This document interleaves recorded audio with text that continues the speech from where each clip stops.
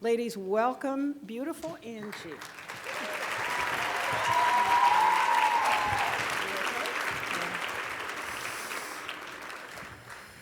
Hello. Good morning, everybody. My name is Angie, and I'm here to share my testimony. But before I begin, I would like to thank Youth for Tomorrow for the opportunity to attend our school and receive godly principal counseling and directions from so many professional staff members. And to you ladies, it is a distinct honor for me to speak to you this afternoon. My testimony is about my struggle to grow in my faith, and I can tell you now that I have committed my soul to the Lord. When I was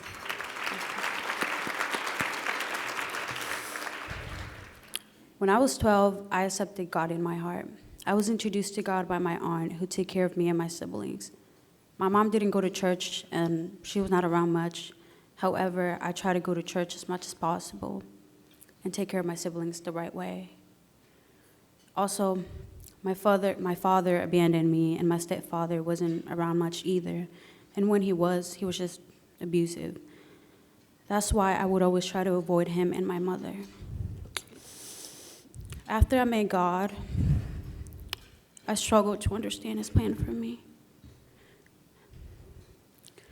Back then, my only responsibilities were to go to school and take care of my siblings.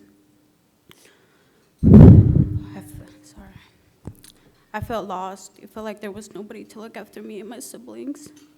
I love my mom, but unfortunately, she had a lot of issues she had to deal with and cope by drinking every day.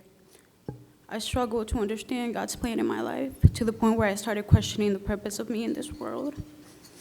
In the past, I have been very discouraged by my family. The pressure I felt from them led me to the wrong path, and I coped in unhealthy ways, making some terrible decisions, such as using drugs, leaving the house without permission, and surrounding myself with bad influences. My faith was shaken, and I suffered in silence. When I was 15 years old, I became pregnant.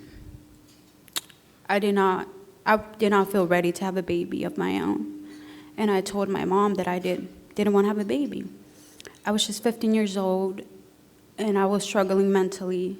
My mom led me on to having illusions about getting an abortion. She told me to get $1,000 from my father of my baby for an abortion multiple times. The father of my baby agreed to it, but I didn't want an abortion. I wanted to choose life for my baby, and I overcame the fear of being a mother at such a young age. I got back on my feet, and I told myself, this is not the end of the world. That's when I knew I was meant to have a son, and God knew His plan for Anthony's life. During my pregnancy, I felt that my mom was there for me, but after my pregnancy, my mom went back to the same person that she was before. Things kept getting worse at home. On December 5th of 2023, I entered foster care with Anthony due to problems at home. I was scared to leave my siblings behind, but I had no choice. At first, I didn't want to be a youth for tomorrow. I felt like I didn't really need to be here. In my mind, I thought I didn't really need the help and support that was given to me. However, during my time here, I began to realize I have so much potential inside of me. I learned that I am worthy and that I'm the kind of person that deserves another opportunity. That's why Youth for Tomorrow is so special to me. It gave me a chance to become a better person, a better mother, and see the world in a different way.